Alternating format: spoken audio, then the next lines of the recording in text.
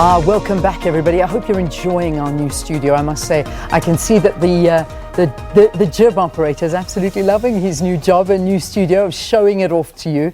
This is the very first full HD studio at the SABC, and this is the new home of Morning Live, and we're very, very honoured to be here today and broadcasting on the 1st of April. Now, talking about all things new, as from the 1st of May, SARS will have a brand new boss. Newly appointed SARS Commissioner Edward Kieswetter plans to help restore the credibility of the revenue service. Kieswetter will be heading up the troubled tax service, which has been plagued with allegations of poor governance under the leadership of Tom Moyane, who was fired by President Cyril Ramaphosa in November last year. So, who is Edward Kieswetter, and how did he beat 82 candidates to bag the top job? Well, he's here to tell us himself. Good to see you. Thanks so much for coming in. Lovely to be here. Congratulations for landing this job. It's not going to be easy. We all know that. Yes, absolutely. It's a daunting challenge. I mean, the Nugent report is out. Much is reported in the media. But the South African Revenue Service is one of the most important institutions. Without a revenue service that is well functioning and effective, we don't have a democracy. So it is a great privilege and an honor to step into this role, but I am under no illusion that it's going to be a huge challenge. Tell us a little bit about yourself. Well, I mean, you know that I grew up in a little dorpie called Kensington in the Cape, not the Kensington in London or in Johannesburg. In troubled times, you know, from a humble home, and you know, really struggled our way through school, through university, landed up in Johannesburg many years later when I started with Eskom to run power stations. Did a bit of studies along the way, and ended up in financial services, and eventually at SARS in 2004. Yeah. Stepped out again and somehow got drawn back into the revenue service. Yeah, it's a calling, no doubt, and it is something that is an organization that really needs to be rebuilt, because from the heydays, and I do say the heydays of SARS, when you were there, it has had a very dramatic fall. So going into this position, there will be obviously major priorities for you. But what is that number one priority? I think, you know, for me, everything begins and ends with people, Leanne. And so right at the first, at the top of my mind would be to reconnect with people. And firstly, that people would be our staff. You know, amidst all of this, there are many thousands of men and women who are honest, hardworking, and many of them have just become disillusioned, they've lost hope. Some also they've been distracted, and some may even have been divided into various camps. And so first order would be to reconnect, re-engage with people, to restore confidence that they can have in leadership, but also pride in the institution. And very closely follow that with rebuilding confidence and trust in the public of South Africa. Because if the public of South Africa, the tax-paying public, if they do not trust the revenue service, if they do not have respect, the revenue service must be respected, not feared. But if South Africa does not respect the revenue service as an organization with integrity, then compliance culture falls, tax morality declines, and then many would take their chances, and you find thus a steep decline in tax collections as we've experienced in the last few years. Well, that is the major issue, because South Africans are feeling that, you know, why should I do this? And they will escape it at all costs. And it's people have learned the tricks of the trade now, and it's to try and help them unlearn the tricks of the trade and how to do this. I mean, at your time, and when we saw the days of our now minister, but at the time Commissioner Pravin Gordhan, we saw an over collection of taxes. I mean, that is unheard of. It was one of the most revered institutions in the world, and we look just a couple of years later, it has now become one of those institutions that is crawling along and is close to collapse, and I can honestly say that. But, you know, to bring that staff morale back, you find yourself at a time now, obviously you're not in the position, but we see staff now embarking on strikes, wanting more money, not happy with the situation. So you're going into something where, you know, to try and manage that situation is going to be tough. Are you already trying from afar to try and bring this particular strike to an end? No, I'm not directly involved. Mark Kingon, the acting commissioner, has done a sterling job holding, under difficult situations, the fort. I'm in discussion with him, but Mark and his able team, they're leading the discussions with the staff. And I've expressed the hope that both parties find resolution very quickly, hopefully in the next few days, because no one wins under a strike. Neither the organization nor the staff wins under a strike. But when the staff eventually reach the point where they withhold their labor, it is endemic of a culture that needs to be addressed. And so I think I go into the organization mindful that the re-engagement of our staff is so important, so that people can buy into what I once knew as a sense of higher purpose, as a sense of commitment, of public service.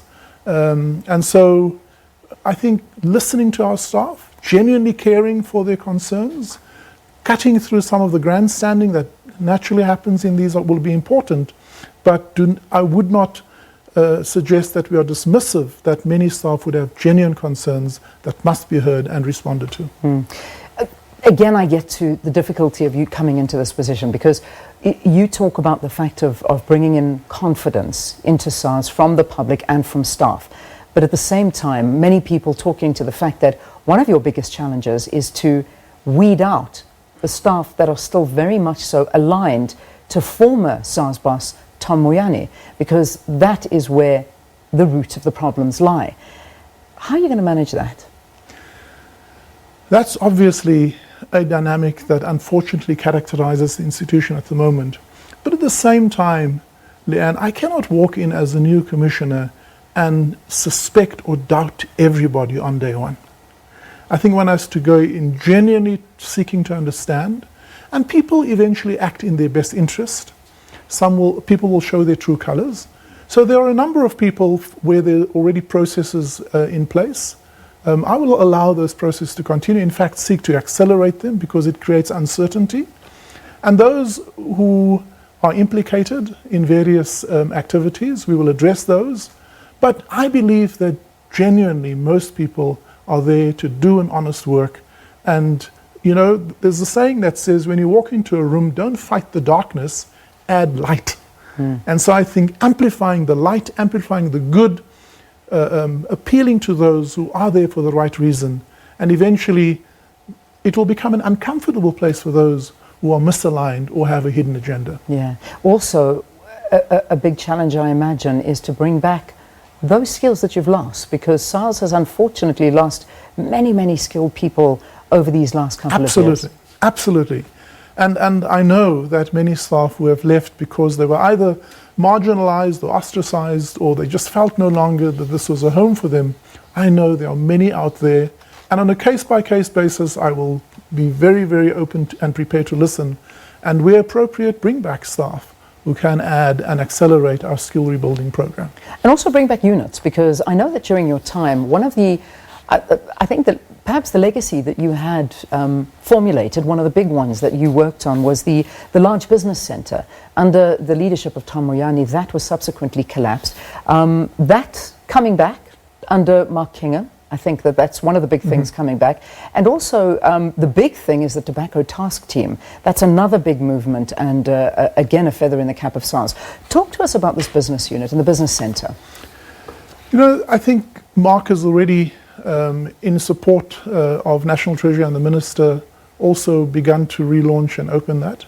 But it will take time to rebuild, because it's about rebuilding, also reskilling and retooling it. We've moved on from 2004 when this was launched. There's a lot more capacity and technology available. So, you know, and SARS requires good information with integrity in order to risk profile, to do research, to conduct investigations. And so this is actually a great time to reskill and retool the large business center, the high net worth individual unit, the research units, to get intelligence on the illicit economies, and to really be appropriate, because SARS needs to have finely calibrated tools in order to risk profile the appropriate risk and delinquent taxpayers appropriately, so that it can be even-handed and fair. Most taxpayers actually are honest and just want to fulfill this obligation. And so a great focus must be on providing excellent service, helping people understand their obligations, and then to enforce appropriately. And naturally, in the last 4 years or so, people have become a little bit slack. Here and there, people may have taken a chance, but it also would have created an opportunity for those who willfully and deliberately want to defraud the fiscus.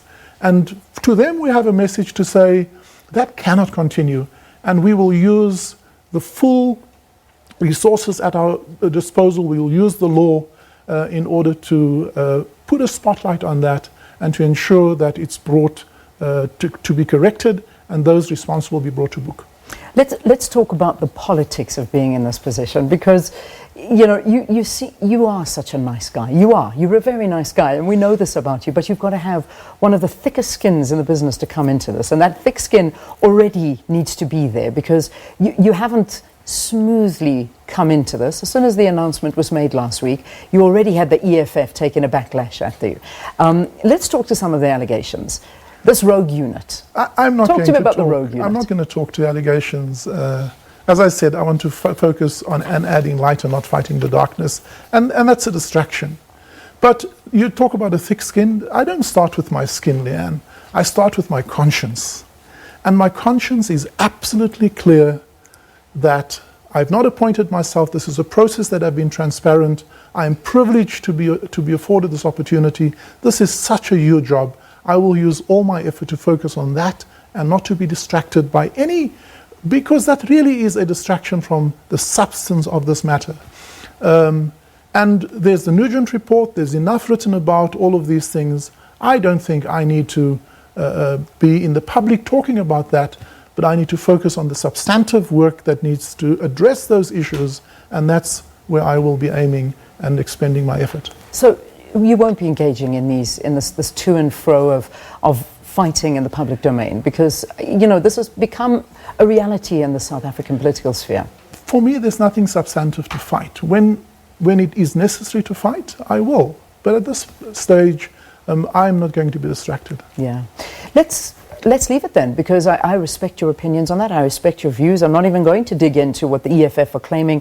Trevor Manuel and you are friends, you're business partners. Are you business partners? Can I ask you that at least? Absolutely not. You're not. So you're not business partners. They were saying that he illegally and unlawfully appointed you in 2004. Do you want to engage in that? There's a process on the Treasury website. Public can read it about the process now. Okay.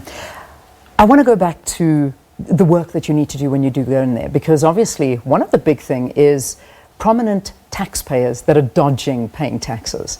Now you obviously have to go into it, because that is it's a big reason why SARS is now reporting and recording shortfalls in tax collections. What's going to happen there? I must add, it's also not a great time in our economy. So apart from delinquent taxpayers, there's also obviously loss of jobs and many other reasons. Mark will talk to that when he announces the results. But let me focus on the question that you have asked. We know that from our understanding of compliance culture, that when people believe that there's no credible threat of detection, human behavior is, if you're driving along the highway and you think there's no cameras, you may just take a chance and go to 140 instead of staying at 120. Many people, if they're not watched, they will here and there, on the fringes, they will take their chances. But there are also just general lapse, negligence, carelessness that creeps in. So it's very important that I referred earlier to the need for SARS to have information with integrity. We need to be plugged into the economy, and then we need the capability to research and investigate appropriately. But I need to also stress the need for us to collaborate, to work with institutions like the NPA, like the SIU, and other organs of state, because ultimately getting the compliance culture right and to enable enforcement to take place, we need to work collaboratively with all the other agencies. Well, we wish you the best of luck. We thank you for coming and talking to us. The big job starts on the 1st of May. There's a lot of behind the scenes planning, I'm sure, as you begin to take over that position. But thank you for coming in and talking to us. Edward Kieswetter is going to be our new head of SARS, and he was appointed last week. And this is, of course, the position he'll be taking over from the 1st of May. Thanks again for joining us. Thanks, Leanne. Lovely to be with you. Let's take a break. When we return, we'll bring you that news at 8. Stay tuned.